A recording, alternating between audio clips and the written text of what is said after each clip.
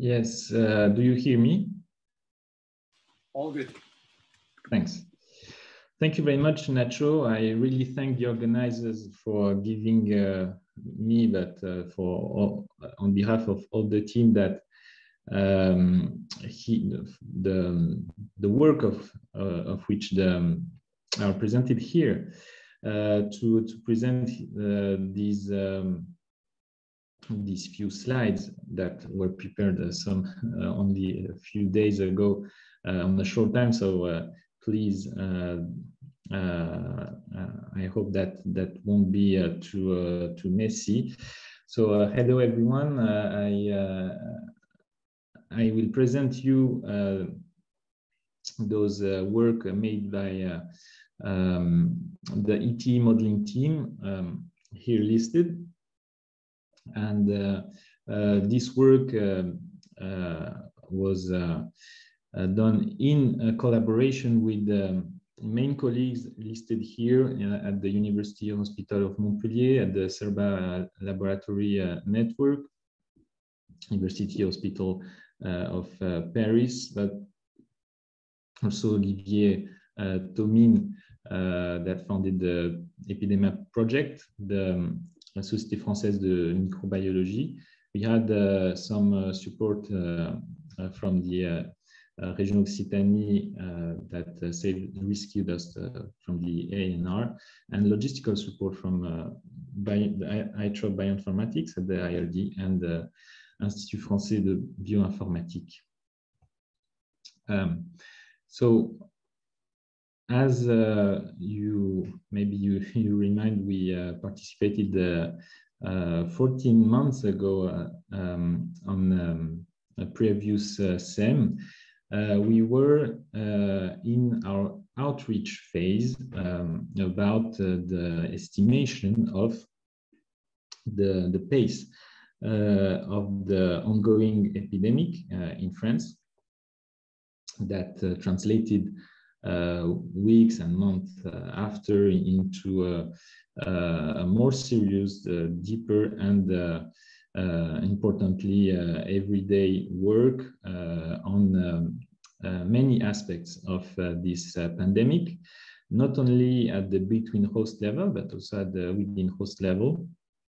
And so the works I will present you reflect somehow the knowledge of the moment, that the works were not made at the same time with the same literature that is now absolutely massive.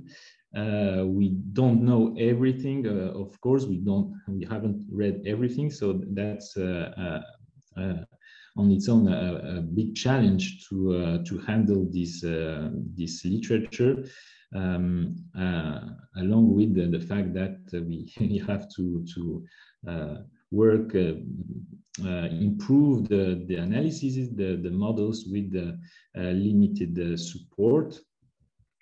So basically, the outline of the presentation will go along this somehow chronology. On the background, you see the daily new confirmed death worldwide attributed to the COVID-19, so the disease caused by SARS-CoV-2 coronavirus that emerged that was detected in December 2009 in China. And the three parts will try to cover three main axes of the team research. The first one, that is the estimation of the pace of the epidemic, characterizing the dynamics quantitatively.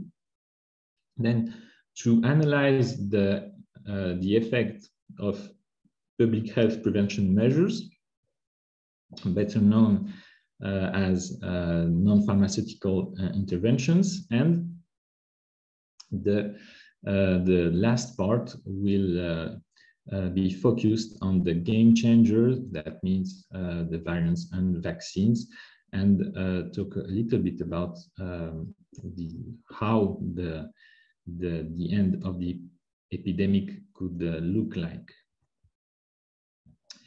I won't spend much time on these introductory elements, as you know those figures and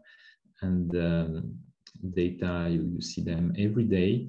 The COVID-19 pandemic is now going for 1 year and a half, with a death toll that exceeds those of influenza pandemics, except the Spanish flu, but doesn't have yet the potential of the Spanish flu death toll. But this is really big, almost 3.5 million of deaths attributed to COVID-19. But of course, there is some underreporting. Why did COVID-19 become a pandemic? Usually in the textbook, you see the infectious diseases are characterized by two axes: contagiosity, quantified by the basic reproduction number or not, and lethality, or pathogenicity, but lethality, either the case fatality ratio or the infection fatality ratio newly introduced for this COVID-19 because of very mild underreported cases. So here lies the COVID-19, depending on which strain we are talking about. So basically in the good corner of the graph, well, but still this disease caused a major and a major pandemic with a start that was that astonished the whole world. And why? Because the third axe that is usually not represented in those textbooks, but here very well highlighted by Christophe Fraser and colleagues in 2003, this axis, that is the proportion of infection that occur prior to the symptoms or associated with asymptomatic infection. That means that theta here is the potential to be uncontrolled by quarantine measures. And here we have a quite big number, between 40 and 50% of transmission events that occur in non-symptomatic situations. The problem is that this was not the case for SARS-CoV-1, the one that causes the SARS infection in 2003 that vanished in a few months with less than 1,000 deaths. The clinical history of SARS is the same as COVID-19, but the infectious status is behave completely differently, because the latency period, that means the time before reaching contagiosity, is much shorter, and most importantly is shorter than the incubation period, so that there is this pre-symptomatic or asymptomatic phase during which infections can occur. For the rest of the talk, we will need one main notion that was exposed last year as well, that is the serial interval. In fact, what we need to assess the timing, the rhythm of an epidemic, how to calibrate the events in time so that to reconstruct the transmission chain, the incidence temporal time series, is to have the generation time. The generation time is the time between two contaminations within the transmission chain. This time, nobody knows it. It's very difficult to document. But what is trivial is that if you shift on average the events, you don't look at the contaminations, but at the symptom onset for infector-infectee pairs of symptomatic cases, then the expectation of G is the same as the expectation of S. So that if you can document the symptom onset of infector-infectee pairs, you can reconstruct here a proxy distribution of the generation time. So that's one of the distribution we use, and you see that usually the peak of contagiosity occurs before the symptom onset that occurs 1 or 2 days after that. So globally, the mathematical epidemiology relies on the fact that each contagious infectious individual can contaminate a certain number of secondary cases with expectation R, the reproduction number. Because it's a count process, we can view it as a Poisson process. We can add some heterogeneity, therefore it's a negative binomial process. And the occurrence of contaminations are distributed according to the generation time that is approximated by the empiric serial interval distribution.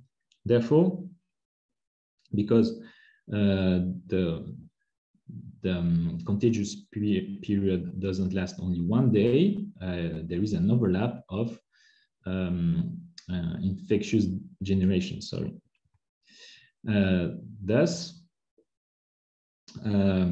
if we want to reconstruct, to decompose, in fact, the incidence dynamics, we have to address the fact that there are some overlapping generations, and each time there is two processes at work. First one is the number of secondary cases per primary case or index case, and the time at which the transmission occurs.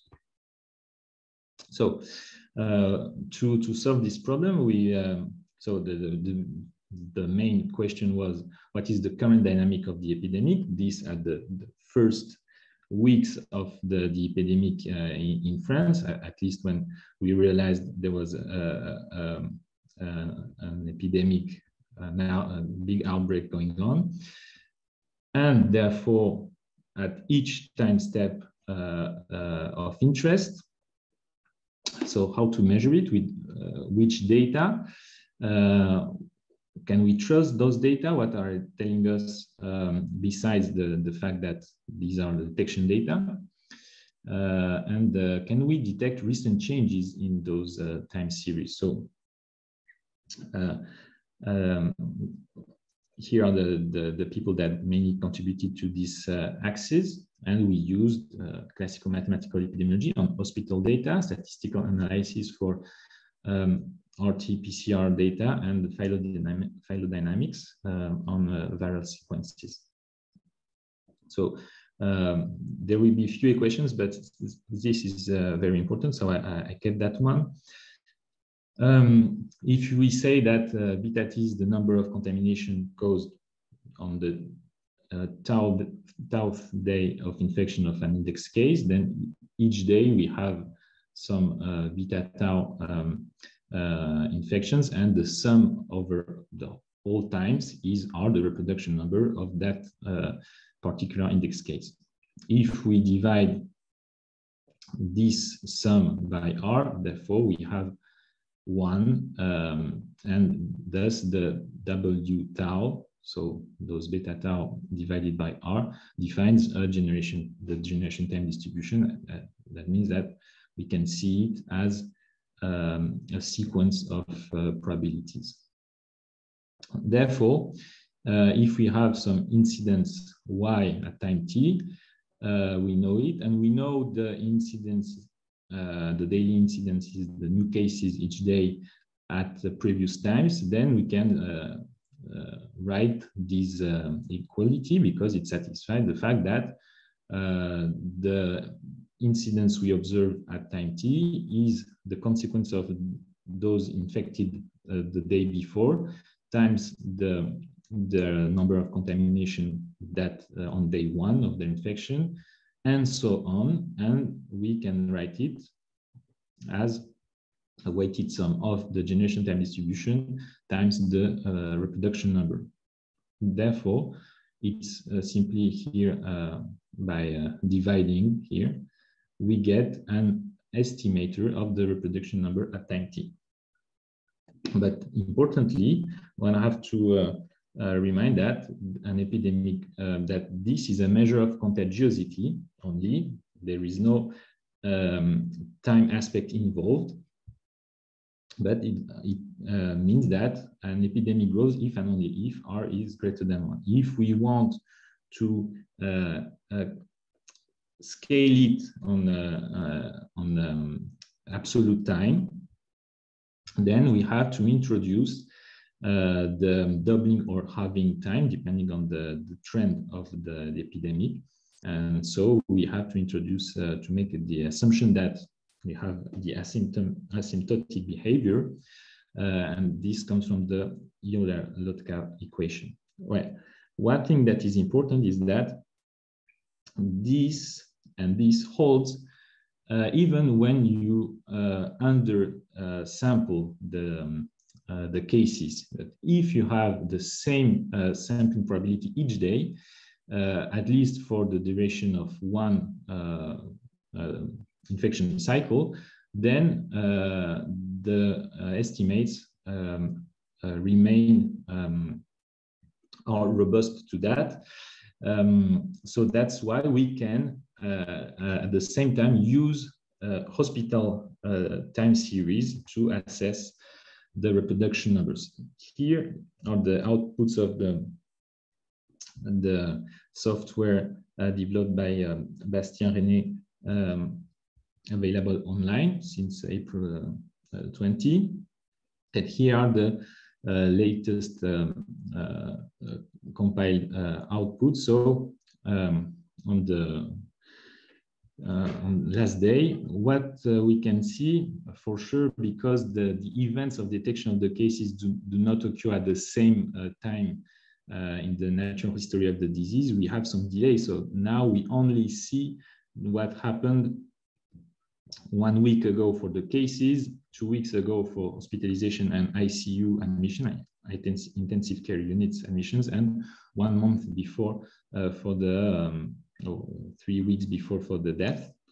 So now we can see that we start to see some trend here upwards that corresponds to the reopening of the schools for the primary schools on late April. Detection is done. Detection of cases is done on RT-PCR. SARS-CoV-2 is an RNA positive single-stranded virus, and we use the technique of RT-PCR is used for amplifying the viral material, genetic material that is not exactly a direct measure of the viral load, because for this virus, the genomic material that can be amplified is not only that is used for replication and therefore for transmission, but also that is expressed as for transcription and therefore for the infection itself. So that's why there is no direct link between the cycle threshold, that is the quantitative outcome of the RT-PCR, and the viral load. Still, there is some information that can be gathered when we look at very large data sets and compare CT value distributions between time points, because depending on somehow the age pyramid in terms of infection ages, we can have trends that are associated with the ongoing dynamics of the epidemic, because the higher the replication and the expression, so the higher there is a peak in infection and generally in infectiosity, contagiosity of the virus, the lowest the cycle threshold. You don't need to make too many cycles to amplify the genomic material. Therefore, this lower CT values denote young infections, so an increasing epidemic. This was assessed by the approximately 2 million RT-PCR given from the CERBA laboratory database, where we can see some interesting trends, for example, in age and sex of the host, as well differences between genes, and some relation between the estimated cycle threshold and the reproduction number. Therefore, Christian Sillinger in the team succeed into adding this information, this signal on the CT distribution to predict the next time steps of the reproduction number, adding the information on the distribution of the CTs, so that we can detect recent changes in terms of general population circulation of the virus. The last type of data that can be used for quantifying the dynamics of the epidemic is the viral sequences. In France, the sequencing was interesting at the beginning, and then it was quite outcompeted by other countries, such like United Kingdoms. But these viral sequences keep track of the history of the transmission chain, and therefore the history of the transmission network that can be reconstructed by phylogenetic methods, so computationally, and for example can address the weight of super spreading events, so massive transmission events starting from only one index case, and applying phylodynamics to the first sequences of SARS-CoV-2 in France allowed the team to date the beginning of the wave, so the initiation of the wave. That is not the first time the virus was introduced in France, in late January approximately. So after the epidemic started, some important measures were implemented in order to avoid the overload of intensive care units, so that the mortality within the hospitals would not skyrocket because, for example, of late care or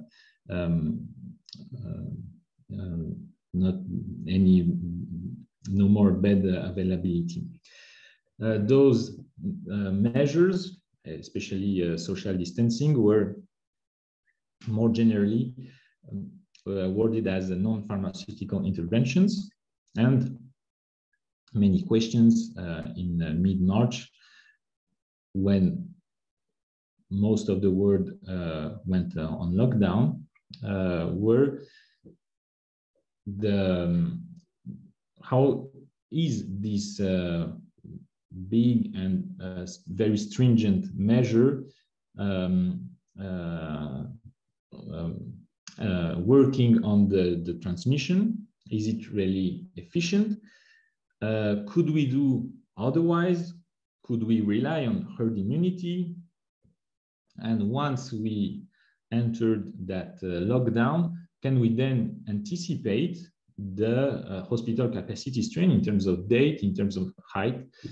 And of course, can we, if there are further epidemic rebounds, can we improve those NPIs in terms of nature of or implementation? So we use for that classical epidemiological models, but translated into an original framework that is non-Markovian, and we go back to that, detail this, and also optimal control theory, mainly used by Marc Choisy, Ramses, and Quentin. As for the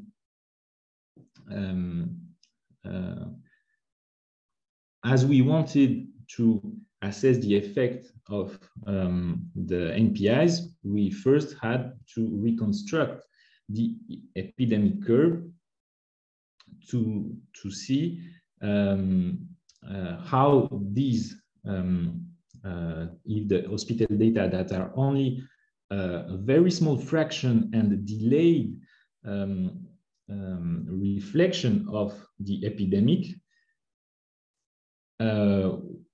how these hospital data can reflect, how this reflects what's going on in the general population, and therefore from the dynamics and the trends of hospital data, how this can be translated into a signal on the non-pharmaceutical interventions. So the goal was to first take hospital data, try to reconstruct the prevalence that is much higher, and the peak of which occurs weeks before, and the reproduction number that is unknown, and that show shifts that are discontinuous, unlike the ones that can be estimated from the previous methods. So we developed a discrete time modeling framework. Why discrete time? First of all, because the data are on a daily basis, and second, because it allowed us to take into account the fact that the waiting times are not exponentially distributed, are not memoryless.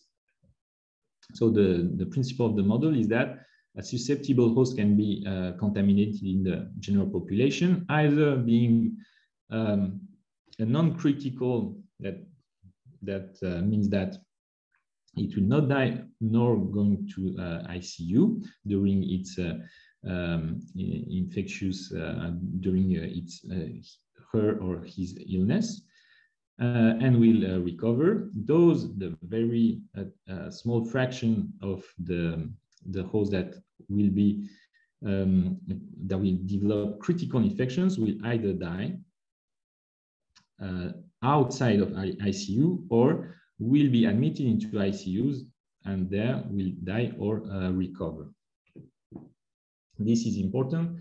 We focused on the ICUs because this admission in ICUs were the most stable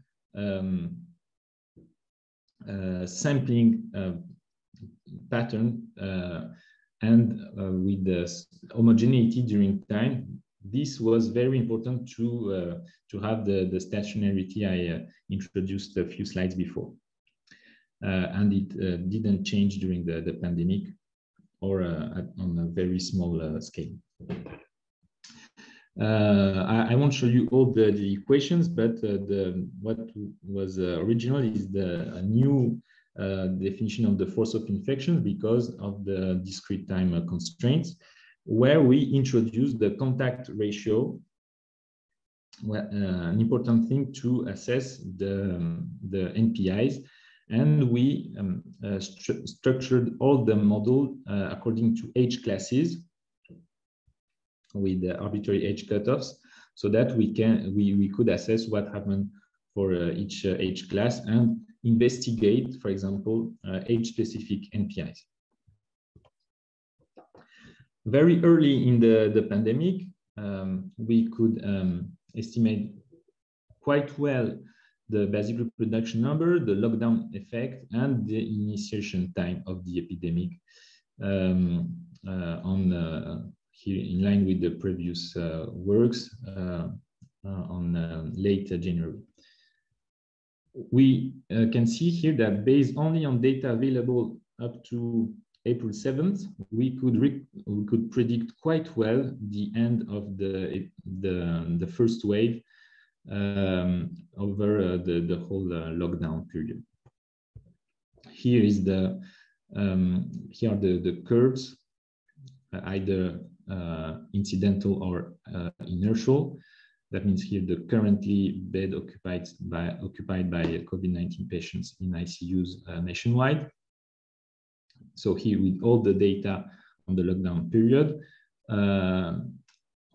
For comparison purposes, here what a Markovian, that means a memory-less model, would have done. It was unable to capture, the best fit was unable to capture the short-term dynamics. This is due to the fact that here, when we assume a classical ordinary differential equations, all the waiting times are distributed like this. For example, here the time to hospitalization, while we know that the hospitalization peaks at 14 days after the beginning of the infection. Hence the big differences between those two curves. Building such a framework could therefore assess the potential of the epidemic in absence of any public health response, but as well investigates what is called counterfactual scenarios, where the things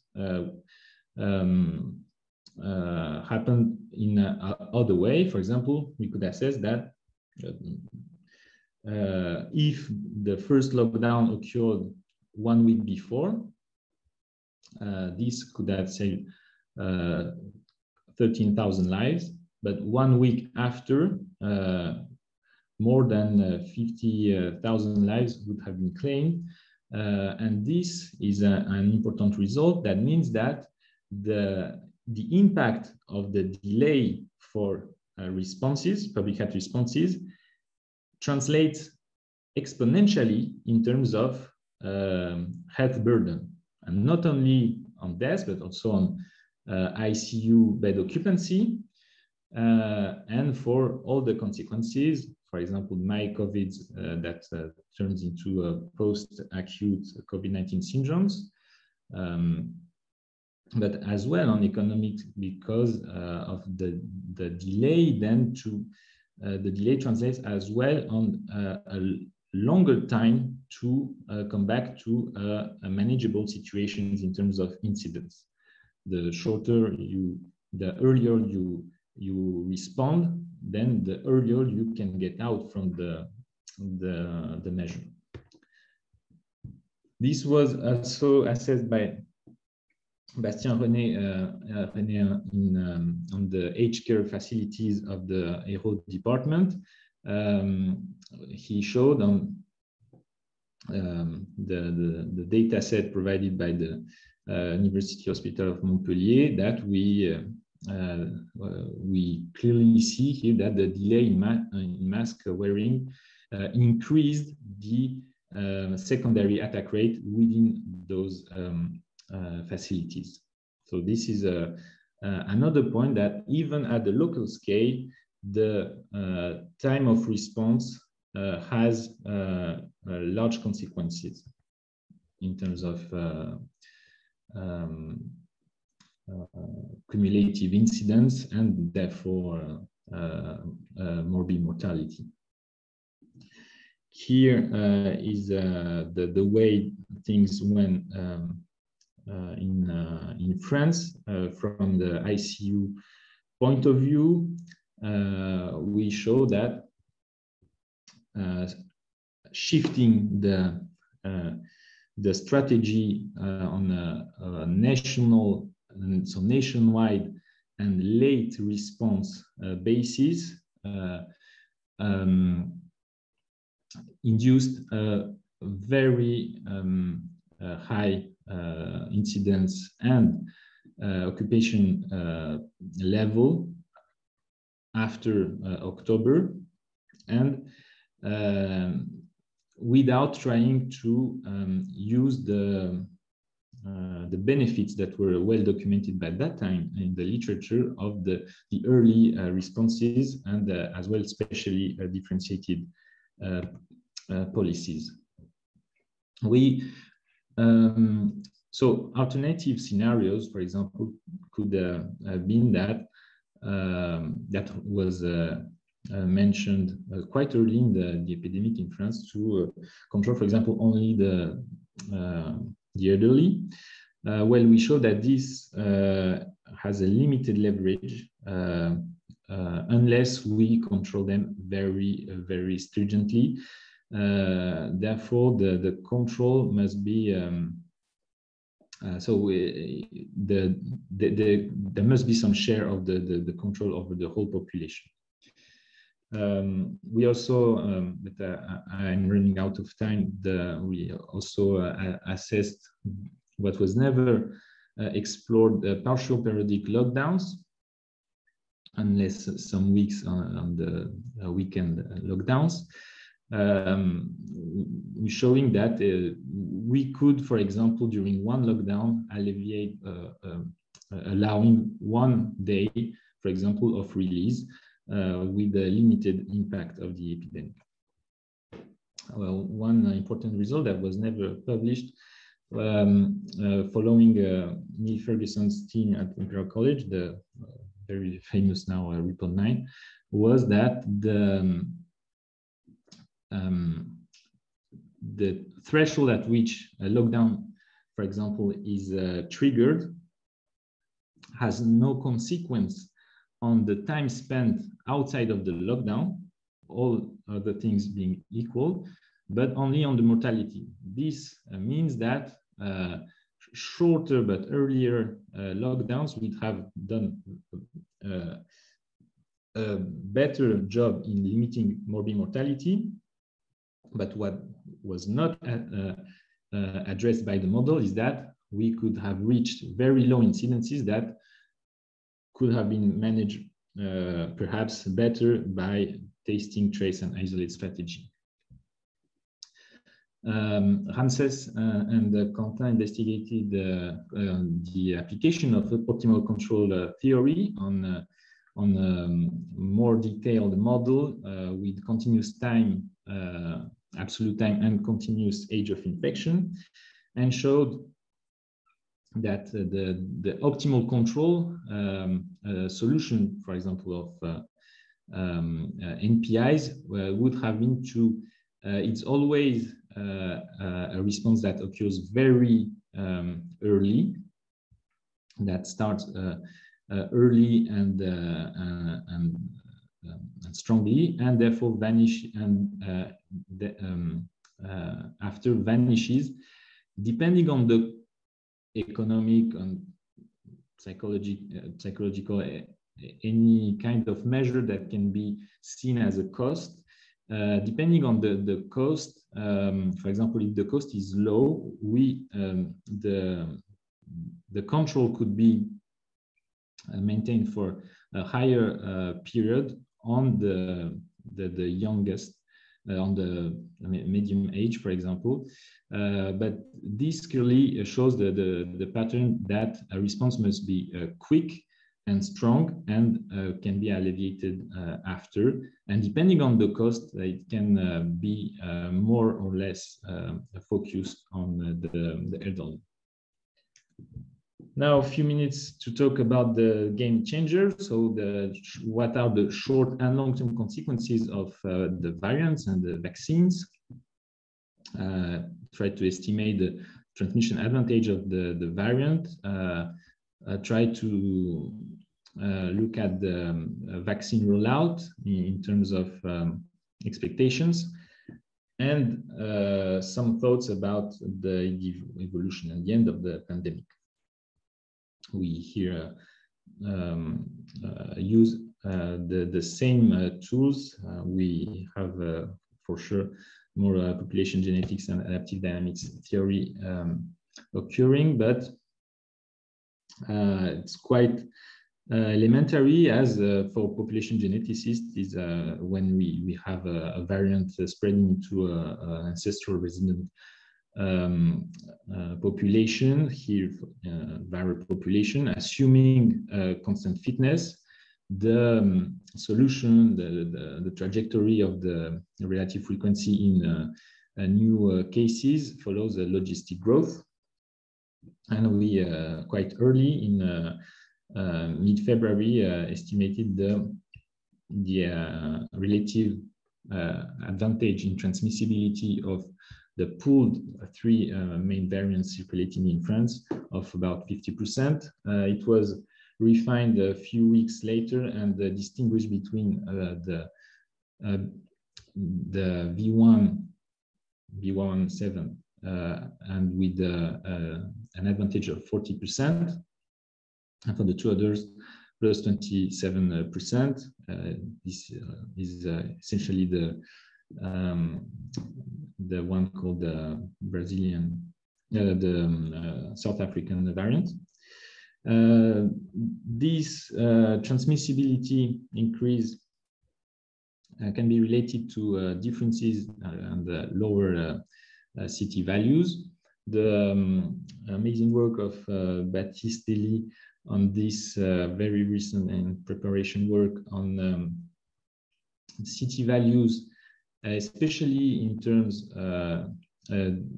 stratifying by the variants, show that this difference in CT values can be translated into difference in transmissibility, allowing a link with the infectivity peak, so the within host dynamics. And because this is related to the age of known in our database of the host, the effect is higher for older age pyramids. So this advantage in transmissibility depends of the demography. Corentin Boenek developed a local version of the discrete time model that can be used and is available online since February to predict the short-term dynamics at any departmental and regional level in France. That now includes vaccination. And so it's based on the Bayesian estimates of the reproduction number based on hospital data. So here the good point is, for example, in Hérault, the decrease, yet a little bit saturating, of the ICU admissions. We still use the first model to make scenarios projections, assuming quite optimistic vaccine rollout based on the doses delivery tables provided by the government. We, for example, here reaching almost 90% of the adult population vaccinated during July. If nothing changes at all, we have a very good feasible summer. But if we have gradual but still important alleviation of barrier gestures on June 30, when almost many measures will be alleviated, then a rebound is possible by the end of July, and this very pessimistic scenario shows that even in the presence of a good vaccine coverage, there is a potential for a rebound that threatens once more the hospitals. Thomas Beneteau and Baptiste investigated the time that could take to make the epidemic extinct under lockdown with some alleviations, and in all scenarios, this is a stochastic modeling with including super spreading. So this is a whole new framework. We can see that this time would be quite long. We should have to wait for several months to see the epidemic extinct, even with countermeasures maintained.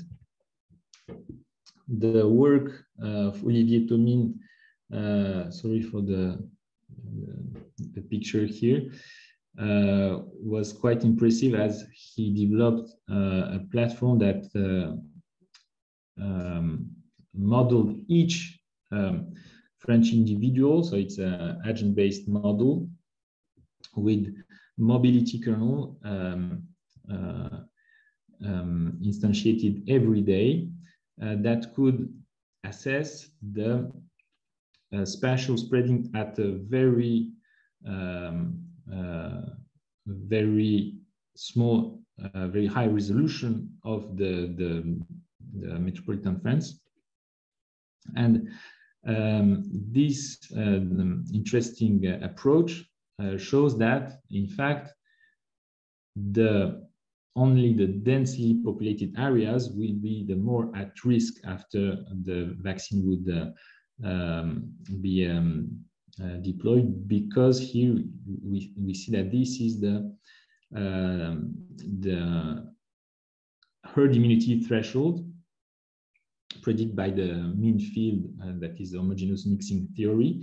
And we see that the assumption, so we see that most of the towns and cities are here and would have in a rural and in the countryside will be quite protected, but here for the big cities in France, the vaccine coverage will still be difficult to reach in terms of preventing a rebound.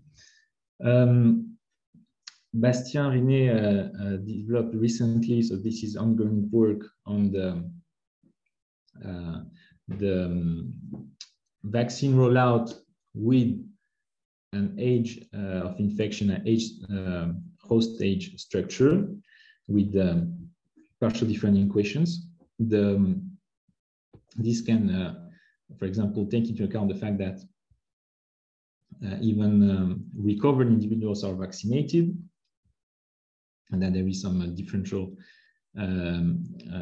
susceptibility and transmissibility, and depending, he can show that depending on the pace of relaxation of the measures, there is still a possibility for a moderate rebound after the alleviation.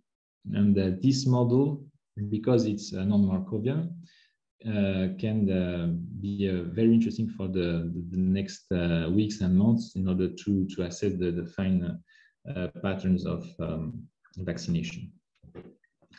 One of the very recent works with the RT-PCR database is the fact that in some regions, in particular in Île-de-France and Hauts-de-France, there is a shift in transmission advantage of the V2 and marginally V3 variant. V2 is known for immune escape, and now it has been estimated to have this higher transmissibility compared to the B117 variant. This may be explained by an immune breakthrough in those regions that have been more than the others confronted to the disease.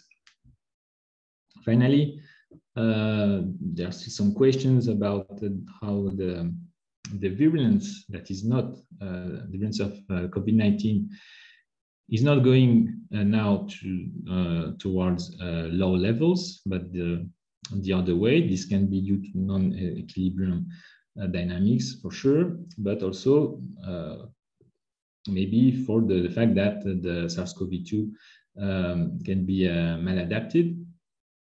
One reason for that, for example, is the fact that the pathogenicity occurs after the transmission peak, for example. As well, Samuel investigated the fact that for milder coronaviruses that cause a common cold, for example, OC43, that is the introduction in the human population is estimated to be at the end of the 19th century. Even with correcting for the change in the age pyramid of several countries, such an epidemic of common cold turning into a very bad pneumopathia would have not gone unnoticed. Some thoughts that are not new but still essential, I guess, is the fact that, and especially here with this audience, that quantitative and evolutionary epidemiology are fields that are deeply rooted in theoretical population biology.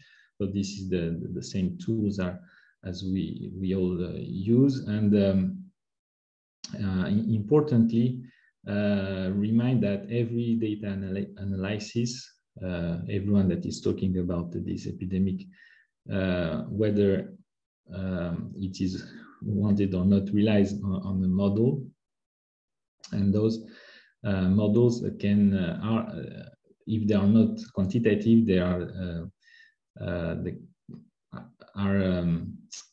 hardly cannot be manipulable or refutable easily. So that's why the quantitative modeling creates a ground of comparison and scientific discussion that is still required, in my opinion. And I really advocate for an ongoing, a growing dialogue between modeling field and clinic to stimulate the infection disease research. Thank you very much.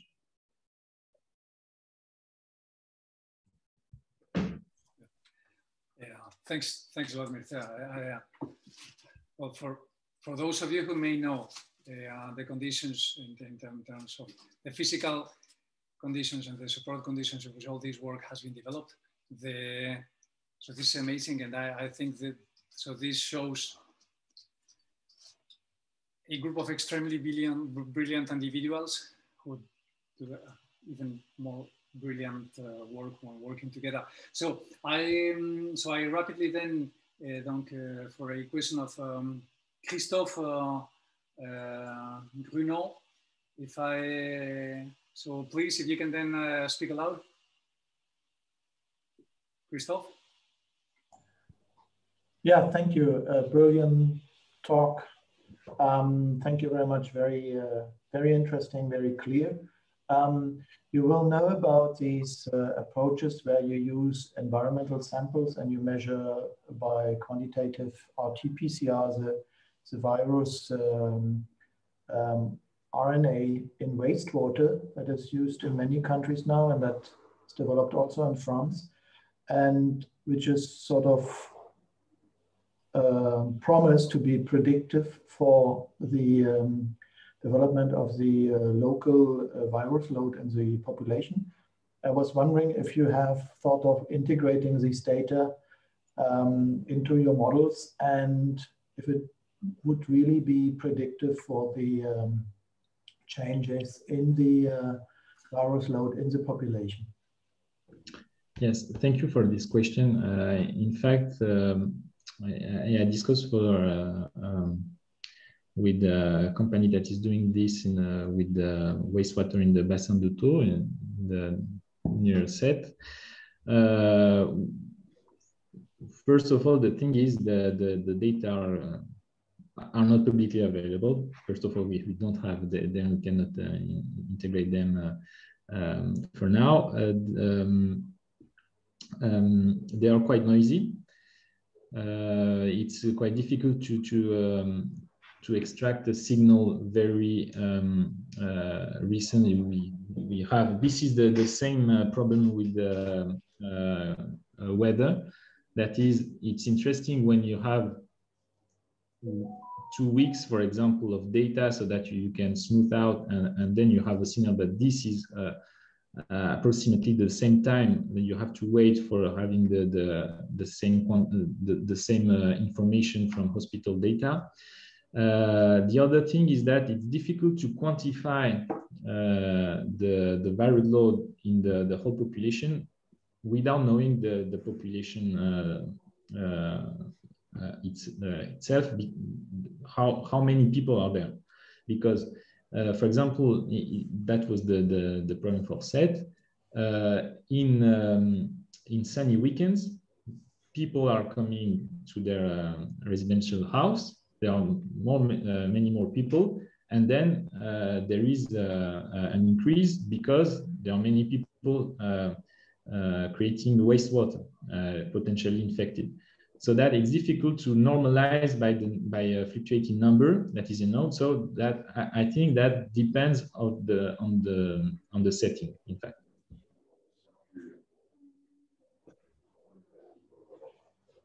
Okay, thank you. Thanks a lot. Then we have a technical question coming from Bernard Cassel about the novelty, I think, of the memory. So Bernard, if you want to then to speak out on your question, please.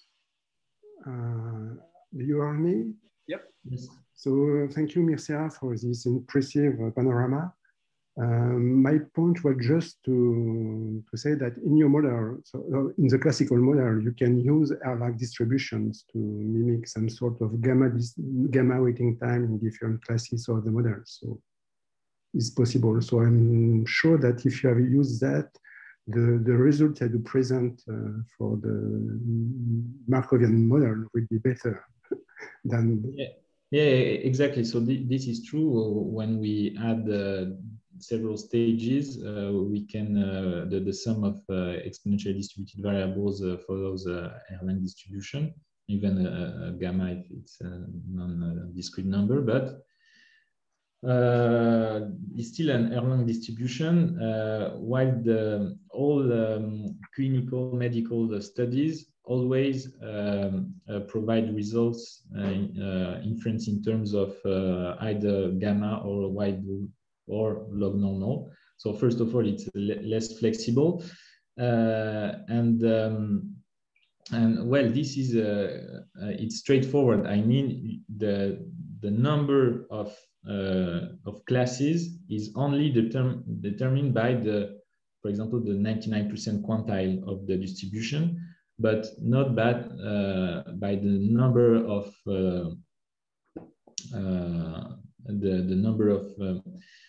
compartments needed to converge to a good approximation in terms of error distribution. But I know that other teams use this trick with 40 E compartments in a row. This is true, yes.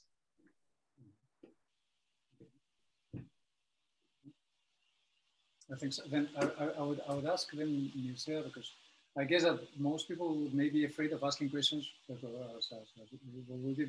My question is here, have we learned something? So given that time and money are limited, and given, for instance, that the time and money investment in the UK, in terms, for instance, of sequencing, so while compared to that in France, which has been much less money, and then essentially much less freedom of access to the data that have been generated at the hospital. And then not only whether we have learned something, but can we tell something of what is an optimal strategy for gathering information? So what should we have been doing in terms of gathering information? So is there a differential in gain of success at managing the pandemic in the UK, given the investment in sequencing, compared to France, given the lack of investment in sequencing? Well, the question is, if the money didn't go to sequencing, where did it go? This is true. I mean, not only the fact that we don't have sequences, but as well we don't have, for example, contact tracing done on a random basis. It's always done if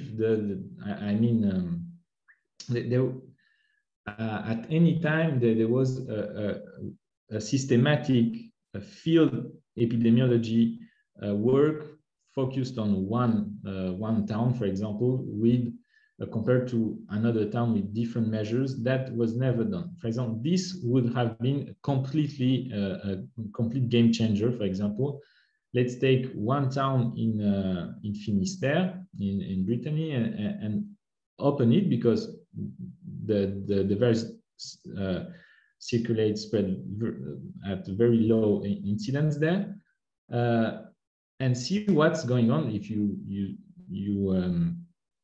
test every 2 or 3 days all the population, and you see the impact of measures on the whole town, for example, the city. So yes, I mean the sequences was required at the beginning to see, well, was it spreading on its own from is it communitary spread, that means in the general population, or is it importations from abroad? And then for the variants, for sure, to know what we see, are there hitchhiking, for example, processes, or are you surfing events, or is it really something that can be attributed to higher transmission? This question can also this potential can also address questions like higher lethality as well. But well, I would say that yes, the problem is not really where to allocate the money, but allocate it first of all. Another thing that was pointed out by other studies was the investment in education and pedagogy towards elementary virology and epidemiology.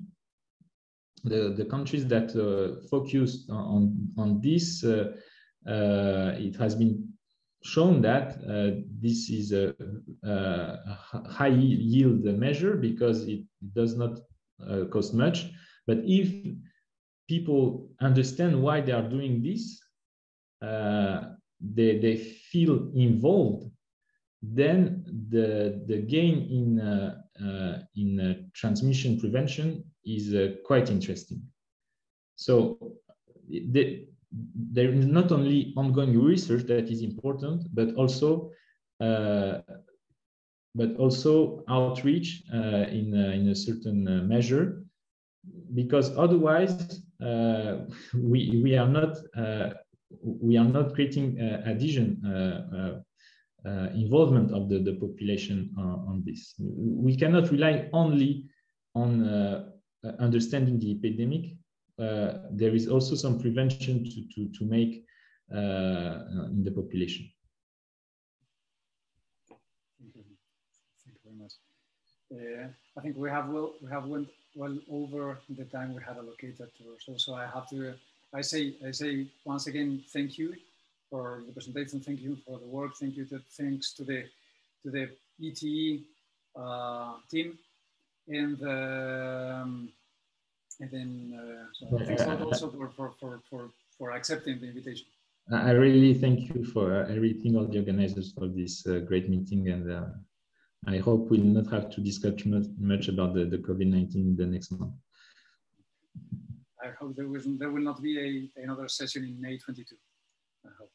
Okay, so thank you very much, and then we'll meet then next week on next Friday for our next seminar. Okay, goodbye. Enjoy the weekend. Bye. Thank you all.